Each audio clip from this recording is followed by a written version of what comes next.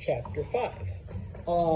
Chapter 5 focuses on a period of time that we call the Axial Age. And yes, that is going to be a question on your next test. The Axial Age is the period of time from around the year 1000 BCE. And I have 0 in quotes, only because there's technically no year 0, but it runs that 1,000-year period.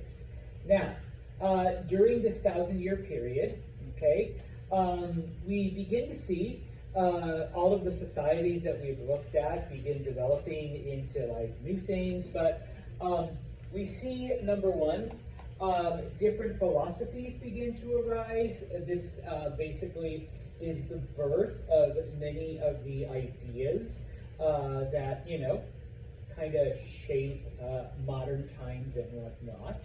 So we're going to look at some of those philosophies. We're going to look at some of those ideas.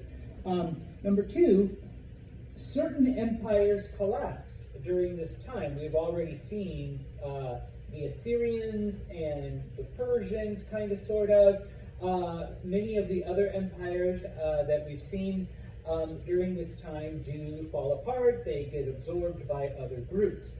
And then finally, what we call second generation societies, those empires that do survive, because there are some that do, okay, change from what they were before. We will take another look at, for example, the Persians, because even though they are conquered by Alexander, they do change and they do adopt new ideas and new customs and whatnot. And I apologize, totally skipped over the second part. We also look at the empires that replace the empires that collapse. So we will be looking at Alexander the Great and the Roman Empire and a couple others, all right, that do come along after. Okay. Now, completely separate, completely different, nothing to do with this, but it is during this time after the year 1000 that we finally, like 6,000 years behind schedule, finally see the first societies both in Africa and the Americas. Okay, so all of the things that created like Mesopotamia and Egypt and all that, it finally begins to happen, okay, in these parts of the world. All right, and so there's a map. So the empires that we're looking at, the empires that get replaced, some of the empires that arise, and of course the societies that do begin to form in other parts of the world during this 1,000-year period. Okay, so we are going to start with China. All right, now in the last chapter we talked about the Chows, and yes, even though it's with a Z, it is pronounced Chow. Okay, remember that they are the ones that many of the modern ideas for what China is, okay, comes from the Chows. They did conquer the Shang, and they did absorb some of their philosophies, so that gets passed on as well. Okay, it is the Chow that come up with the concept of the dynasty and the mandate of heaven, how it is a family that is chosen.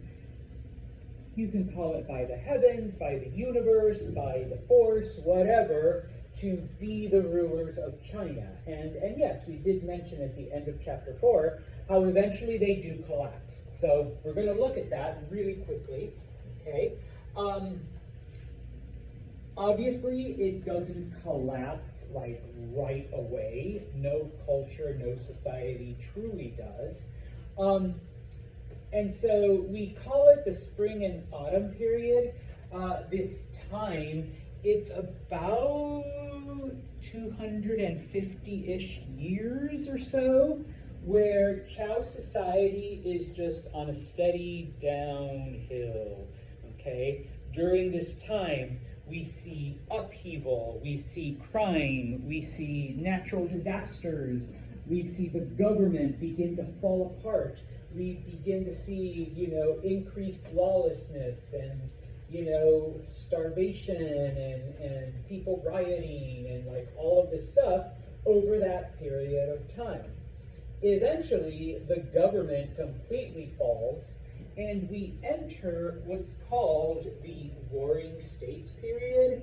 It's a period of time, it's about 200 years, where it's nothing but civil war. So for 200 years, these different groups are all fighting for control.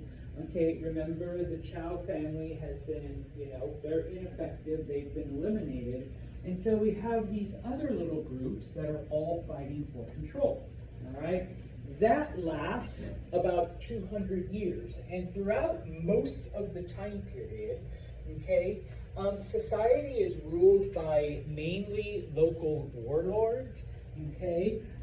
They control their little corner of China, and sometimes they conquer another area, sometimes another area conquers them, and then that area gets conquered, or, it falls apart because people rebel and whatnot, okay?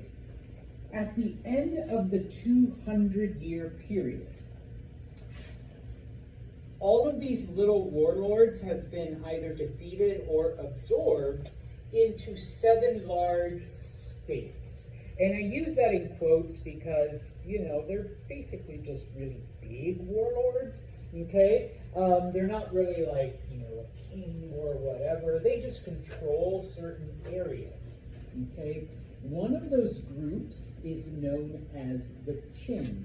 And once again, I know it's with a Q, but that is the correct transliteration into English, the Qin. This is where we get the name China, all right? But it is the Qin, and over time, they do absorb the other 6 states, okay? And so eventually, okay, after, the collapse of the Chow, 200 years of civil war, and then like another 50 years of the Qin absorbing the other power, we finally get this new dynasty. Okay, so this new family, all right, the Qin are now in power, and so that whole cycle begins again. Okay, now it's not to say that everything was like peaceful and butterflies and unicorns and everyone was happy. Okay, there's still a couple minor battles, but overall, okay, we do see that cycle again where we see success, everything's at peace, the government's helping the people, etc., etc. That cycle that we saw at the end of last chapter. Okay, now. This is the map of the society when it falls apart and the 7 states.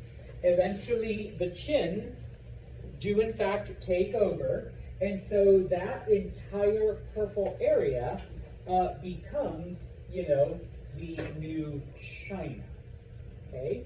Now, during this time, okay, during the end of the Chow dynasty, during the spring and autumn period, and during the time of the Warring States period, during the time of civil war, we begin to see the growth of dozens upon dozens of different philosophies. Like, why is this happening?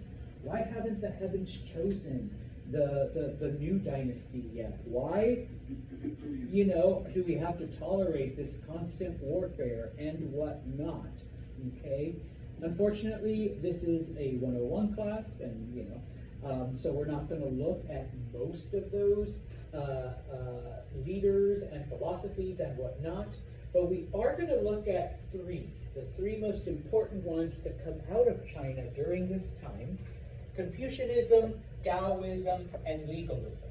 Okay? Now, out of these 3, most non-Asians are familiar with Confucianism and who Confucius was, even if you don't understand what it is.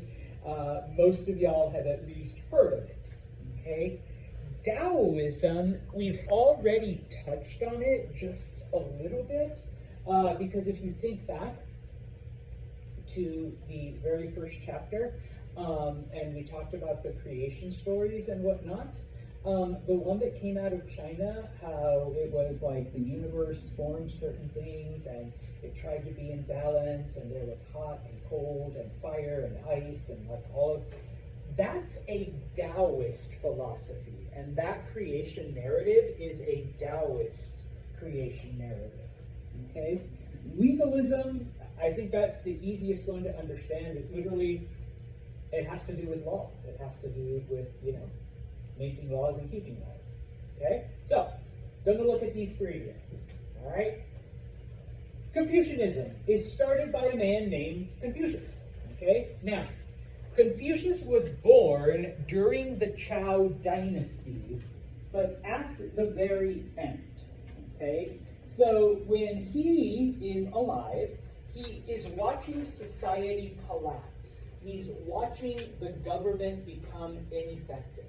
He's watching crime rise. He's watching, raiders and invaders and, society just generally being, really, really bad. Okay? And throughout his life, he's just watching it get worse and worse. Okay? And so, he's like, okay, this is obviously a sign that the mandate of heaven is no longer with the Chows. And he was actually an employee of the government. He wasn't like one of the ruling class, but he was one of the people that did the work within the government. And so not only is he watching society collapse, okay, he's also watching firsthand the corruption in the government.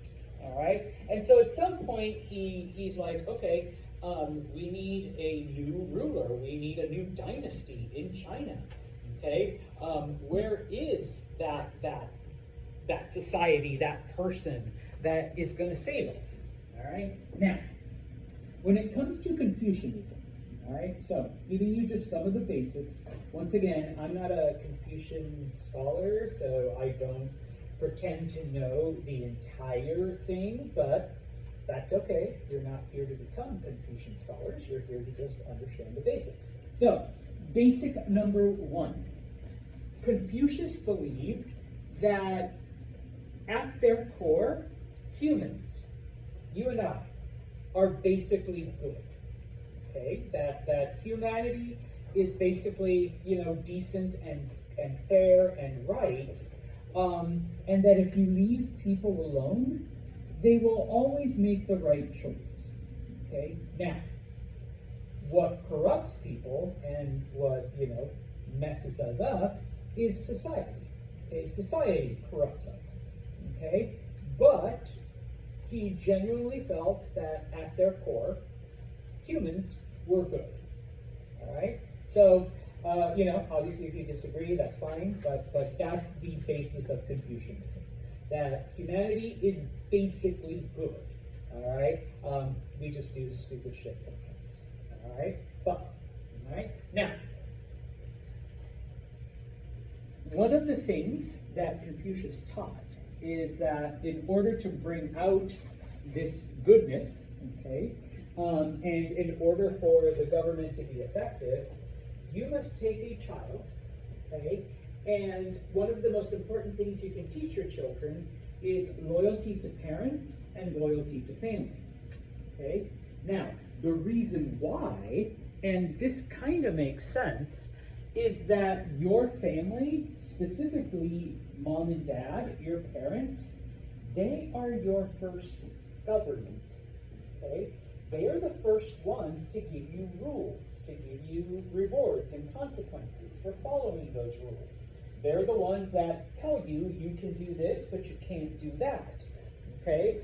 And if you teach your children loyalty to parents and to your family, then when you're a grown-up, when you're an adult, that translates to loyalty to, the king and the government, okay? Because all your life, you followed your very first government, mom and dad, okay? And so now, I guess you could say mom and dad are the king and queen, or, the government, or whatever.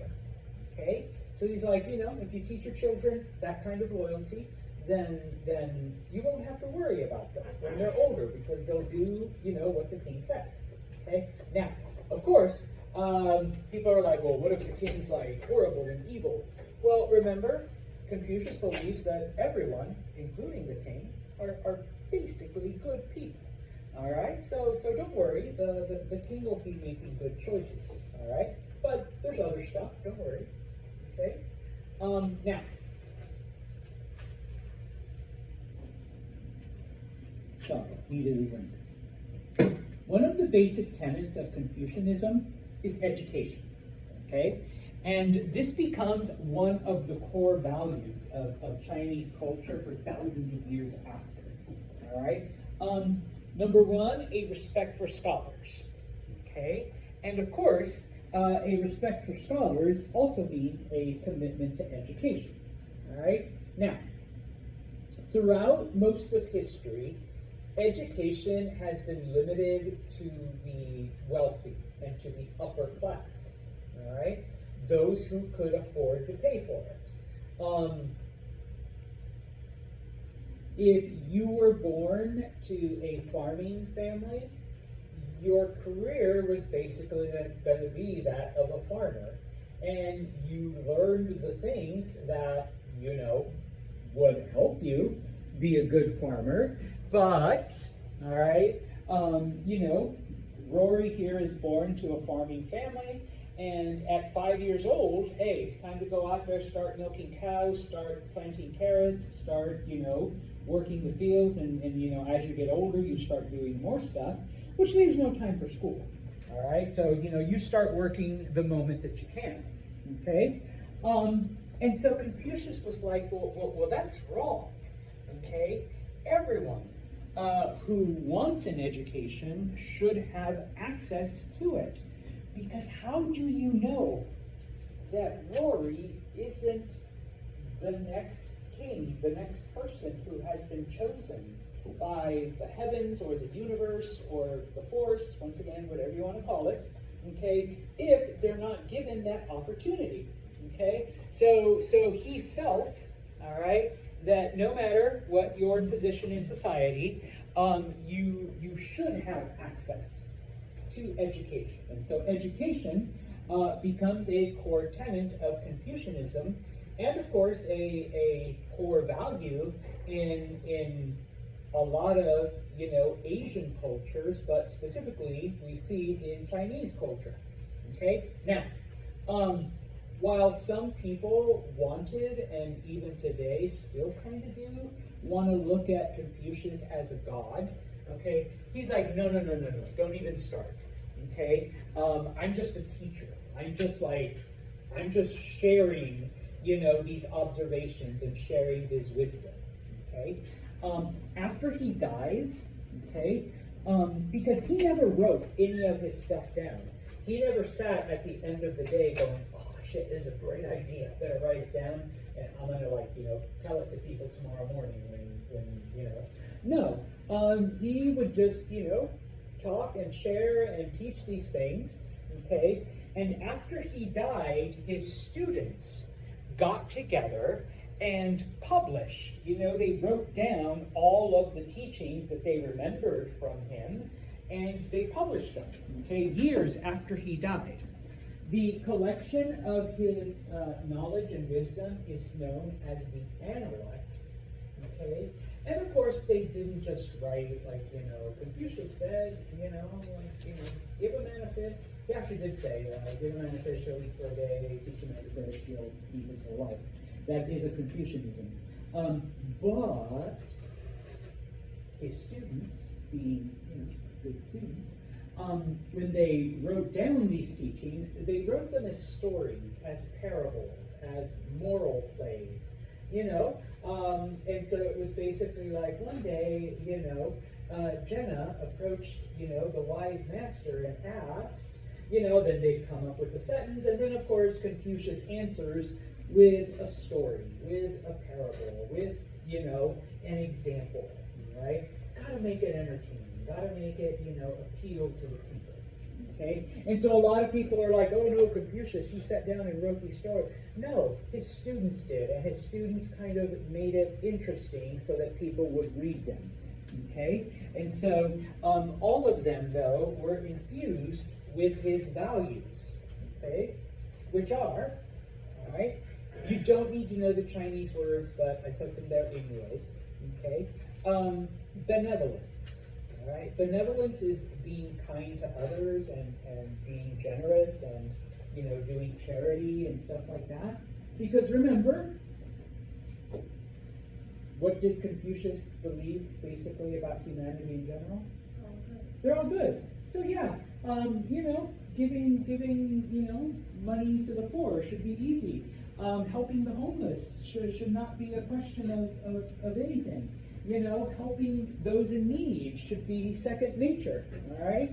But yeah, you know, you need to be reminded, and this concept is known as Ren. You know, you need to practice Ren. You need to be kind, all right? Performance of rituals, something known as Li. He believed that there were certain things that you had to do to center yourself, okay, to provide balance to yourself.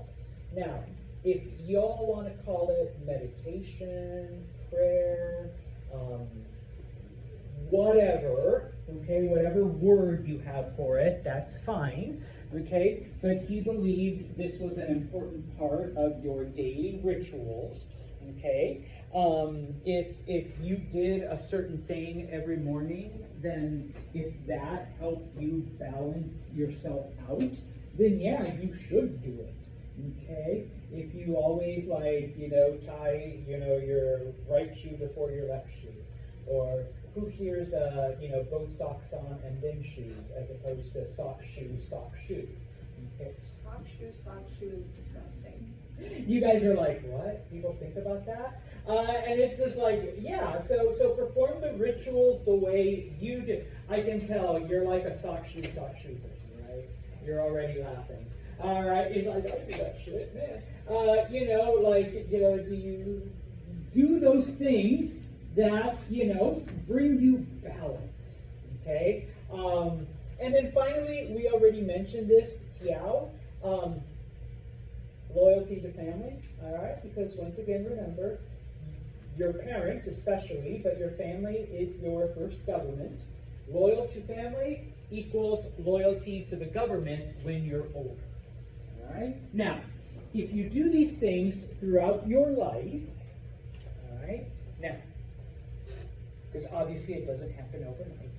If you do these things throughout your life, and I am so sorry, ladies, because this is, you know, 3,000 years ago, we're only talking about men. You would become what he called Junzi, or the superior man. Once you become this, you could be one of the chosen. You could be the one that the universe looks to and says, you are the next ruler of China, and your family, you know, are going to be the next ones. Okay? Now, once again, because Confucius believed in the goodness of humanity, he's like, if everybody did this, if everybody, you know, taught this, loyalty to family, you know, your rituals, do your prayers, do your meditations, do your, you know, which shoe you tie first, you know, every morning the same way. If you're kind, if you're charitable, if you help others, okay, you educate yourself, provide education for those that want it, okay, then guess what? People will do the right thing no matter what. You don't need to have laws and rules, because people will just do what's right and what's beneficial for everyone, okay? And so that was his idea, okay? And yeah, okay, when he realized that society was collapsing, when he realized that the government was falling apart and was full of corruption, you know, he became a teacher hoping that somehow he would find, you know, the next ruler of China. He didn't, all right? That took a couple more 100 years, all right? But His teachings endured, and like I said, most of Chinese culture and thought and whatnot absorbed these Confucianist ideas. All right, and it does influence Chinese culture for thousands of years. Okay, now the next one is Taoism, and this one is fairly simple. It was, and you don't really need to know this, but it is in your textbook. It was founded by a man named Lao, okay? And he was called Lao Zi by his students. Lao Zi just means old master, okay? Or Master Lao, depends on the translation you look at, okay? What is Taoism? There's so many ways to describe it. Be like melting ice. Be a leaf floating in the wind. Just go with the flow. Okay? And you might be like, Santos, that makes some sense. Okay? Well, remember that Taoist philosophy, and I promise I'll come back, but I gotta show you a picture, is expressed with that drawing. The drawing of the yin and yang. Okay? Which basically means for all good, there's evil. For all light, there's dark. For every hot, there's cold. Etc., etc. That basically everything has its opposite, okay? And so, when something is happening, that's basically the universe just trying to correct itself. That's the universe trying to find balance, okay? Why would you try to stop the universe from fixing itself? What makes you think you know more than the universe, all right? So, when a piece of ice starts to melt, the ice doesn't try to stop it, okay? The ice just becomes water and then continues on its journey, okay? The leaf doesn't try to float a certain way to try to go into a particular area. It just lets the wind carry it wherever the wind wants to carry it, okay? Just allow nature to do its thing. You don't need to know this word, but the concept is called wu. Do nothing, okay? Because once again, all that's happening is that the universe is trying to fix itself, okay? Because there has to be bad weather because we also have good weather. Tomorrow it's supposed to be sunny and in the 70s, okay? So obviously today, why would you complain? Why would you try to stop the rain? It's just a byproduct of the fact that tomorrow we're going to have a sunny day. Okay? So, just accept the world as it is. All right? Now, when I tell people to describe, Taoism, and sometimes it's spelled with a T, once again, it depends on the translation. I've had so many students just do the drawing because that's basically Taoism. All right? Just accept things for the way they are because everything has to have its balance and its harmony. Okay? And so, once again, be like water. All right? Water doesn't try to change itself. Water doesn't try to stop itself from freezing or stop itself from melting. It just does. And it continues to go. All right? Now, what does this mean for a Taoist government? Well, it's a contradiction in terms because governments try to do shit, and according to Taoists, by doing something, you're already messing things up. Okay, you're supposed to just let things happen. All right. So yeah, if we're having floods and natural disasters, don't try to get the government to help people or stop it. That's what's supposed to happen. That's what the universe wants to happen. Okay? And so Taoism isn't exactly a governmental thing the way Confucianism eventually becomes, but it's more of a spiritual philosophy and a personal philosophy.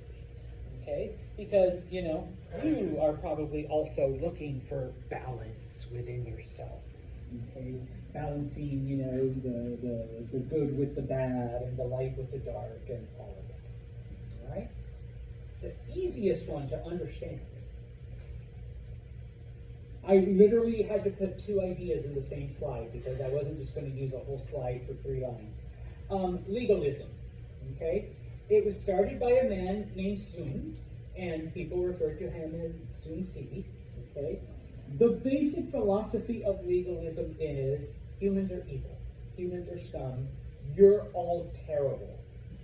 The only way that humanity will do anything good is by having strict laws and harsh punishments. Okay? So basically scaring you into doing what's right. Which is the complete and total opposite of Confucianism. Okay? And so throughout its history, okay, we see then sometimes you have Confucianist governments, all right? And then, of course, you have legalist governments where they impose all kinds of laws and penalties and harshness and different things like that to keep the people in line. Because, once again, you guys are scum, all right? The only way you're ever going to do anything right is if you're threatened with punishment, okay? And then you'll make the right choices. Okay? Now, what begins to happen, of course, over the next couple hundred years, all right, is number one, okay, obviously we see on an alliance between the different scholars, the teachers, and whatever philosophy the current dynasty or the current king is pushing, all right? And it all depends on who is in charge. If we have a Confucianist as the king, then obviously we're going to get a very open society, a society that values education, a society that gives, people opportunities, because, you guys are good, you're doing your best, you guys will make right choices, and so we're going to let you do that. And of course, you have, all of the scholars, all of the experts, advising the king, and the king saying, you really should listen to Santos because he's like the best Confucian scholar ever, okay? And then, of course, sometimes you have, sorry, Laurie, you have a legalist king who, no, okay, the only way we're going to keep these people under control, lots of laws, lots of punishments, and we're going to be harsh, and we're going to be strict, and we are going to make sure that the people have no choice other than what we put before them, okay? And if they don't follow those rules, you'll lose thumbs, arms, feet, heads, all of that, okay? And yeah, of course, you have to listen to Santos because he is the foremost legalist scholar. And guess what, King Rory? We need more laws, okay? We need harsher punishments for these people, okay? And so, depending on who's in charge, what is happening in China during those 1,000 years, all right? Now, it's kind of interesting because, okay, and I just put it like this, but under a legalist, okay, so this is under the legalist governments, because we want to keep control over the people, okay, they do something similar to what the Persians do, to what Darius does, and divide the empire into areas of control. But we're not just making a giant province. Then we make something smaller, and something smaller, and then the smallest unit. And each unit has a ruler, a steward, a sheriff, a leader, a governor, whatever you want to call them. All right? And we have this control at every level. Because once again, y'all are evil, and if there aren't any laws, and if there aren't any punishment, you're never going to do what's right. And in order to guarantee that these laws are carried out and these punishments are meted out, we need the governor, we need the steward, we need the sheriff, and then we need the local magistrate to all be in control of something. Okay? Now, under Confucianism, okay, remember, we have those Junsi, we have those superior men, those men that have practiced charity and benevolence, those men that have valued education and have been educated, okay, who are loyal to family and loyal to government, who do their meditations and their prayers and, all of that stuff. And of course, because they believe that people are genuinely good, yeah, you have the king and you have a governor, but for the most part, the people are free to, go about their daily lives because we believe that you will make the right choices. Okay? And yeah, people are paid to do their jobs and they do them. They don't need coercion, they don't need punishments. Okay? Now, one thing that now people are like, so where's the Tao? Remember, no Taoist governments because it's more of a personal philosophy, and if you have a Taoist government, that's already a contradiction. But something that both sides do, okay, is they register the people for the first time ever. Okay, if you want to call it a census, okay, that's basically what it was. All right, now. The Confucianists did this for tax reasons, okay? Because obviously, if we're going to provide good things for the empire, we need money to do that. And the quickest, easiest way for a government to raise money, we all love the T word, right? Taxes. All right, we raise taxes, and now we have money for roads and projects and stuff like that. Remember, Confucianists believe that everyone should have access to education. So, how are we going to pay for that education if we don't have taxes, if we don't have money? Okay? The legalists, though, they look at this census and it's like, ooh, now we know who everybody is and where everybody lives, and we know where all of the men that are of fighting age live. So we can now bring them into the army, because once again, what good is it to have a governor, a steward, a sheriff, a magistrate if they don't have a little bit of an army to back them up? All right, because how are we going to punish this disobedient, gross human if we don't have soldiers, okay, to punish him? All right. So, both, once again, depending on the type of society, or I'm sorry, the type of ruler that is in charge, kind of determines the type of society that the Chinese get. All right. Now, last two things for China. Some military contributions that come out during the Qin dynasty. Okay. I'm sorry, I can't go through all of these because we are running short of time. But number one, and we kind of already mentioned this, does anyone know what the word conscription? Oh, it's the draft, okay? Now they're able to draft, okay, people into the military. Throughout most of history, okay, the only ones that were soldiers were the warrior class, okay? If you were a member of the warrior class, you fought. That was like your whole thing in life, okay? And this continues even into like the Middle Ages in Europe and stuff like that, okay? If your father was a farmer, you became a farmer. If your father was a carpenter, you became a carpenter. Okay, if your father was a blacksmith, you became a blacksmith, and that was it. Even if you were big and buff and ripped or whatever, then you'd be the biggest, buffest, most ripped baker, all right, in the village, because your father was the baker. Okay, well, the legalists are like, okay, but I mean, yeah, they're not soldiers, they're not warriors.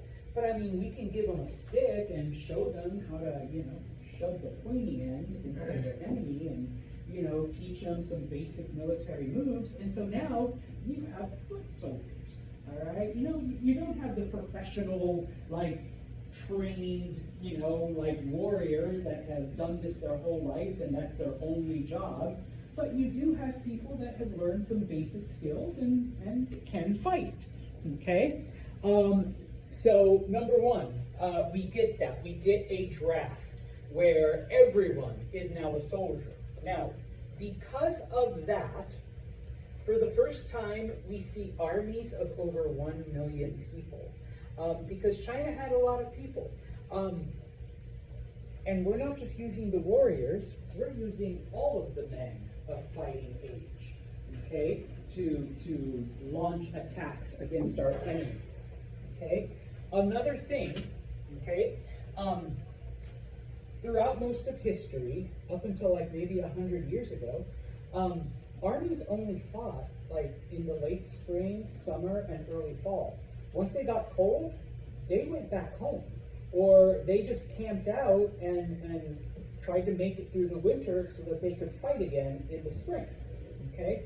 Just using it as an example, the Romans, the month of March is named after Mars, the god of war, because that's when the Roman armies would go to war, was in March. Before March, they were at home. They were like relaxed because it was winter, it was cold. Nobody wants to fight in the snow. But once March hit, that's when they go out. Well, now that you've got an army of over 1 million people, you're not going to send them home. You're not going to like let them relax. Pardon my Chinese, fuck the snow. We're going to keep fighting. We're going to keep going. All right, we're going to conquer these areas no matter what. Okay. Finally, the one that I do really want you to remember, the Chinese invented the crossbow. I know that other cultures use it like hundreds of years later, but it started in China, all right, during the Qin Dynasty. It was the Chinese who invented the crossbow. Okay, last slide, okay, agriculture, okay. We see an agricultural boom during the Qin Dynasty, okay. Now, these people that we drafted, okay, they're not always paid in money, in gold, in whatever. Sometimes they're given land as their payment for military service. And so, what begins to happen is, and a lot of you put this down on the test, more people, more food, more food, more people, more people, more food, more food, more people. Except in this case, it starts with more food, because more land, more food, and so more people, and so more food, and so more people, okay? A couple other things, a couple other innovations that are Chinese ideas. Number one, crop rotation, okay? Now, all plants, it doesn't just have to be like food plants, but all plants suck up the nutrients from the soil, okay? So that eventually, it's no good anymore. All right? The Chinese understood this. And because we're living in a time before, like chemical fertilizers and like other stuff, they would shift their fields around so that one was always, I'll put a big E there, one was always empty, so that it would naturally replenish itself, okay? And then the next year, they would just shift it so that now this is the empty one, and we have the other three that grew crops. And now this is the empty one, and the other three grew crops, okay? Like I said, other cultures will do this later on, but it was the Chinese who figured it out first, okay?